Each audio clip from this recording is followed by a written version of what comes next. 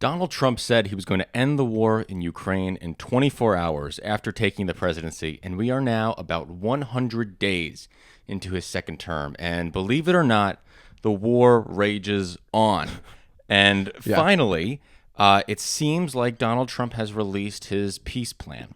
He is giving Ukraine and Russia an ultimatum. He tried originally, got Zelensky in a room, berated him. Mm-hmm. Now he puts the deal on the table, and it's basically just a total surrender to Russia. Complete capitulation, takes off the table, ever joining NATO, says Russia can have all the territory they already have.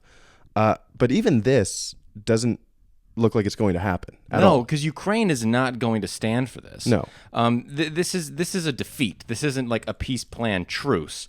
This is a total acknowledgement that Russia's invasion was successful. Sure. And that Ukrainian sovereignty really never meant much at all to begin with. Totally. And that's not a position that the Ukrainians are going to be willing to accept, nor would any Western democratic power be willing to accept something like that. No. But, I mean, I also want to add, though, Russia doesn't like these terms either, because Russia needs to advance further to the west to feel like it's protected on the European front.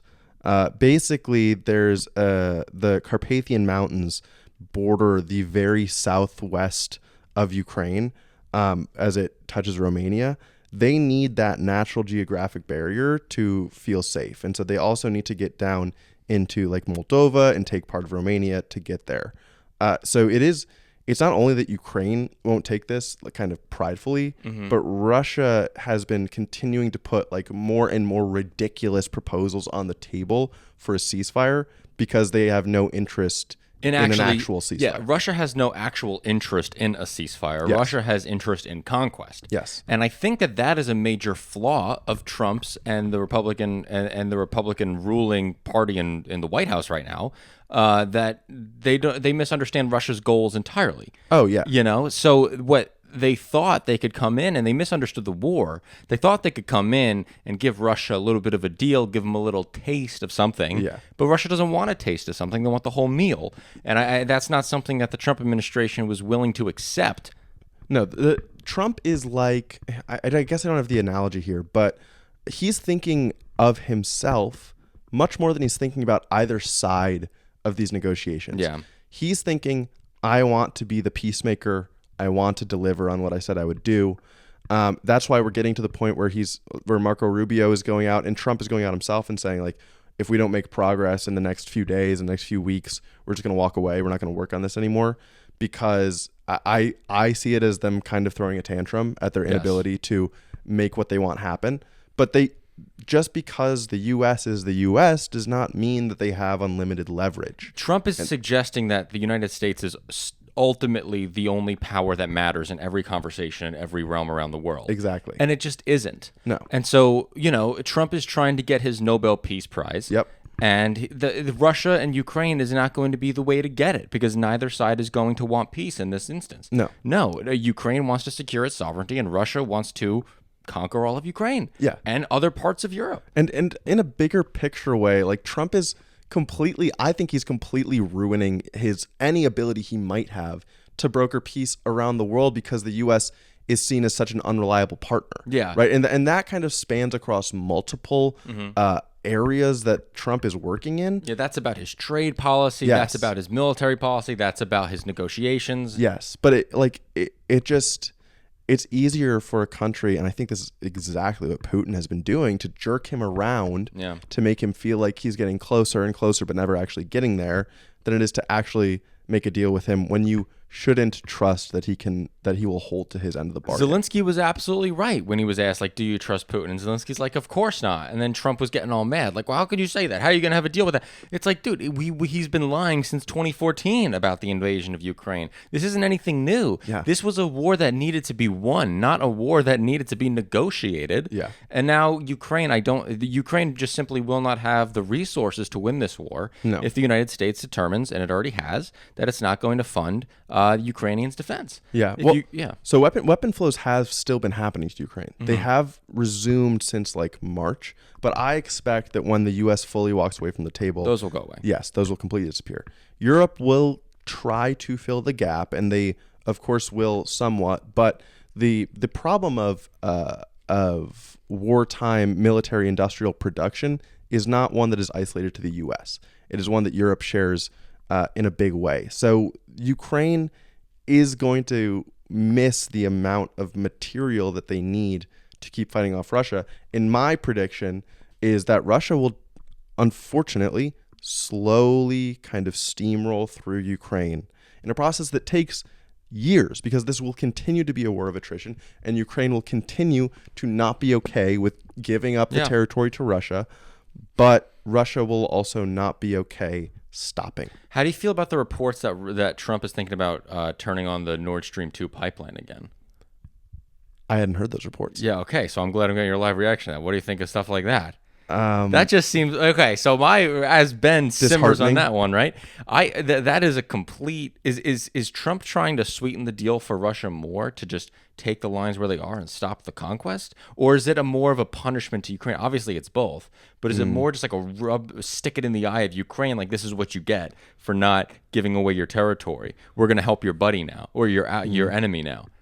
I guess it makes sense as that to Ukraine as sticking it to them.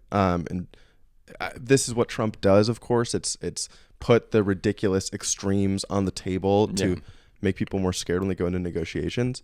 But it's the person to put pressure on right now is not Ukraine. Like they already have the pressure on them. If anything, you're just empowering Russia to go further. Exactly. And Russia's major industries, Gazprom, is suffering drastically. They're the oil producer.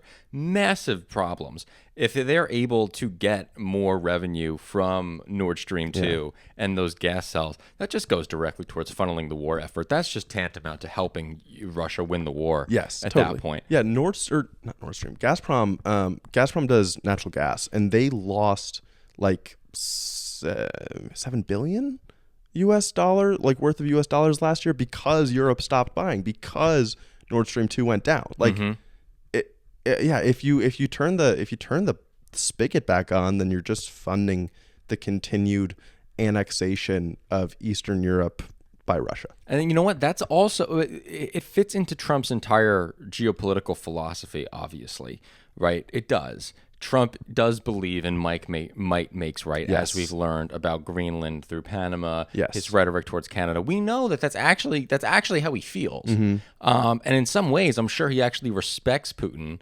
He says he respects Putin all the time, but I think he actually respects Putin for his willingness and the balls to actually do the thing. Yeah. You know, and I think Trump on some level would love to have the opportunity to be that type of leader. Oh, he would absolutely love it, but he also there's a tension here because he admires Putin, respects Putin for his consolidation of power, but he also feels threatened by it when there is diplomacy happening between the U.S. and Russia. Yeah. So like this morning, Russia bombed Kyiv, killed 8 people, injured 7 people, big attack. So Trump comes out on Truth Social and he is like, bad idea, Vladimir, shouldn't have done this, really hurts the negotiation process. He admires Putin, but is not comfortable being little brothered by him. Absolutely. I totally agree. It's because Trump and Putin exist on the same ideological side of the spectrum. But Putin is much, much, much better at it. Much better at it. But that's not the point I was going to make. Sorry. Oh, no, it's fine. On that side of the ideological spectrum, it's very hard to make allies, because on that side of the ideological spectrum, when might makes right, there is no real deals that can be negotiated because the true deal happens on the battlefield. Yes. So it's very, very hard for rulers like that, you know, to oversee some type of diplomatic negotiation when their whole ideology is about conflict, about fighting, about, you know, which side is stronger. About conquest. Yes. And if that is your ideology, and that is the ideology of the Trump-Putin spectrum over there, it's impossible to have some type of international order that fosters diplomacy. Well, I would push back, and I'm assuming maybe a viewer would push back on you by saying, what about the Putin-Xi relationship? Because I would argue they also lay on that side of the spectrum. Yeah. And of course, what they espouse is this no limits partnership. I guess to me, it's just that it's purely transactional. Like, I believe that Russia and China distrust each other Absolutely, yeah. immensely. I also think it's because the Chinese and the Russian goals simply do not have overlaps right now at the moment. They don't conflict. Yeah, they don't conflict. If the Chinese and Russian goals overlapped, they would be the first to go at it. Yeah. You know, I believe that. I think it's the same way the relationship between Japan and Germany in the Axis powers. You know, they were both international. They were both global conquest-minded nations.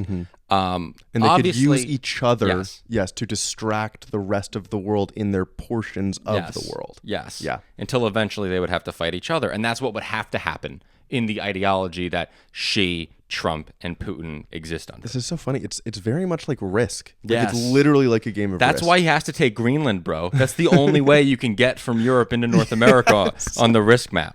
That's why he wants to invade Greenland. That's the whole course. fucking thing. How do we not see it before?